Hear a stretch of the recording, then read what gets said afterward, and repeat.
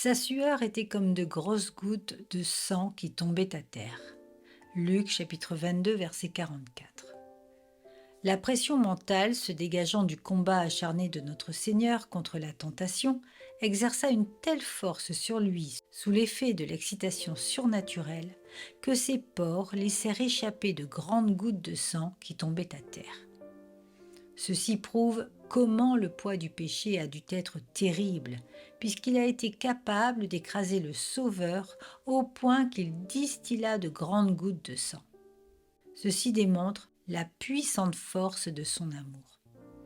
C'est une observation éloquente que celle du vieil Isaac Ambrose, remarquant que la résine qui exsude de l'arbre sans y pratiquer l'entaille est toujours la meilleure. Ce précieux camphrier produisit le plus doux des parfums lorsqu'il fut blessé sous les coups du fouet à nœuds et quand il fut percé par les clous sur la croix. Mais remarquez-le, il donne son meilleur parfum quand il n'y a encore ni fouet, ni clous, ni blessure. Ceci établit le volontariat des souffrances de Christ, puisque même sous la lance, le sang coula librement, sans besoin qu'on y applique des sangsues ou qu'on en taille au couteau.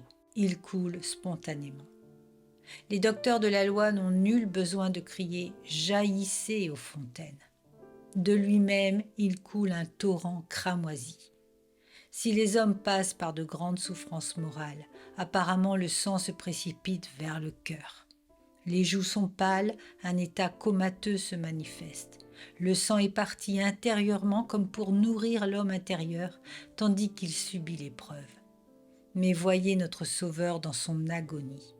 Il est si littéralement oublieux de lui-même qu'au lieu que son agonie charrie son sang vers le cœur pour le nourrir lui-même, il l'entraîne vers l'extérieur pour arroser la terre. L'agonie de Christ, dans la mesure où son sang se déverse sur la terre, dépeint la plénitude de l'offrande qu'il fit pour les hommes. Ne percevons-nous pas combien intense a dû être la lutte à travers laquelle il passa, et n'entendons-nous pas sa voix pour nous ?